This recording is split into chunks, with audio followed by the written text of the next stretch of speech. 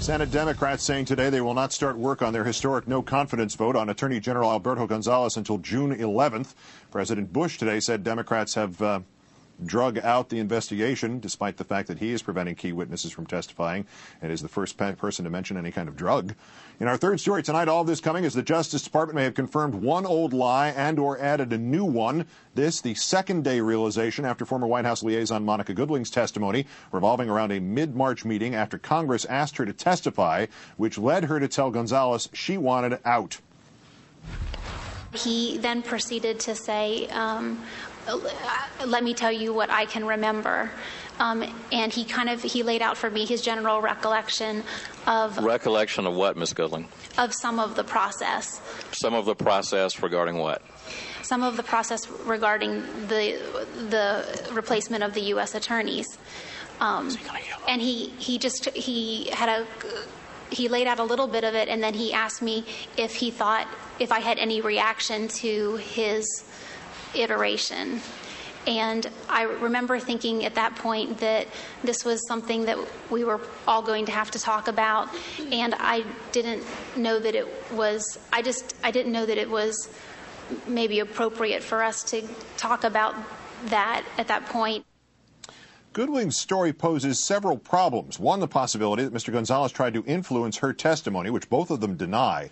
But two, the apparent fact that Gonzales later lied to Congress by claiming he did not speak with his top aides about the firing scandal to avoid interfering with investigations.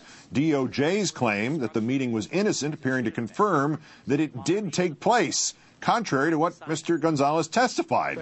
Three, DOJ's claim last night that the meeting with Goodling occurred before the agency began its internal investigation. The Washington Post today reporting, quote, the meeting occurred after the Justice Department's Office of Professional Responsibility launched an investigation into the firings on March 14th. Let's bring in constitutional law scholar Jonathan Turley, professor at George Washington University. As always, sir, great thanks for your time tonight. Hi, Keith.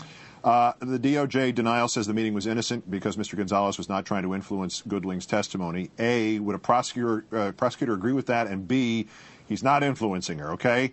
But isn't there a problem with him just asking what she plans to say?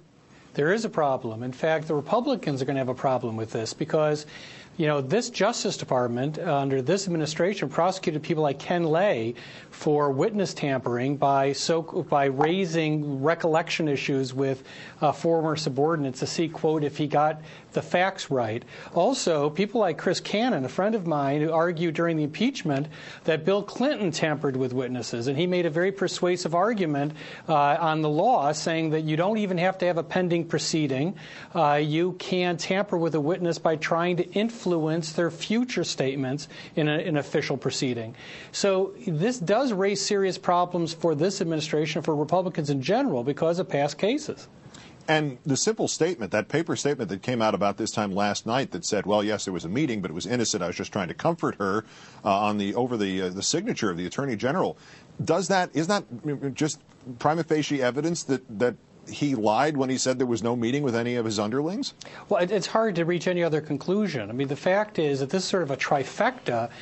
You have a serious question of trying to influence a witness, a violation of internal rules because he did this after the OPR investigation started, and then, once again, a question of lying to Congress. It's very, very serious. I would be quite surprised if the OPR finished its investigation and did not find this to be improper. After all, Gonzales himself defined this as improper. This was the reason he refused or said he could not supply very important information to the Senate. He said, I just can't talk to anybody about what really happened. When he said that, he knew that he had done precisely that with one of the two most important subordinates in this controversy. I'm going to take one quick break here, John, just to inform the viewers who are waiting on tenterhooks here that the Senate vote has begun on the supplemental funding bill. The speechifying is over. We should have a result within a few moments. Let me get back to this point about Gonzales. Why does it matter whether the meeting between Gonzales and Goodling occurred before or after the Justice Department started the internal investigation that they're so proud of and the President referred to today. Well, technically, for a 1512 tampering charge under federal law, it doesn't matter. It can be a future proceeding. But it's much more serious when there's a formal federal investigation going on. And department rules are very clear. And you only have to look at Gonzales' own statement. You know, he used this repeatedly as the reason he could not give important information to Congress.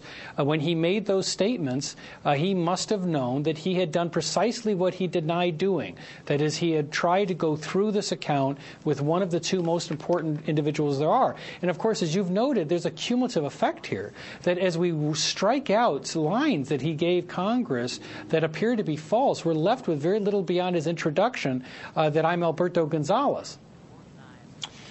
Finally, I know you have some thoughts on this. What have we learned about the resume of his top official in Bush law enforcement? Other than the fact that we learned that his liaison, Ms. Goodling, sounds exactly like Reese Witherspoon's character in Legally Blonde. What's the big resume item here about Gonzales? Well, you see, the problem here is that she got a very senior position that usually goes to people with many years of experience. And she got it after graduating from Regents Law School in 1999 without much of a resume to speak of. And so I think it's plain that she was selected for some other reason. She didn't have a resume, did not have experience. So she was selected, it appears, because of her political purity, her ability to be what people said she became, a political commissar within the administration. And she's admitted to playing that role. Jonathan Turley, constitutional law professor at George Washington University. It's a shame they don't have any lawyers over there at Justice. Great thanks as always, sir. Thanks, Keith. All right, you see from the red banner beneath me that the Senate has indeed passed the Iraq supplemental without any kind of troop withdrawal deadline, without any kind of enforceable benchmarks, with merely the President reporting and Senator Kerry before this vote was taken. And it is not over yet, but the number of requisite votes have passed, have been counted, and they're still waiting a final number on it. Senator Kerry said we can already anticipate what President Bush will be saying about success that is yet to happen. Harry Reid ended, the Senate Majority Leader, ended the arguing about this by paraphrasing Churchill, saying Democrats will never give in, never, never, never.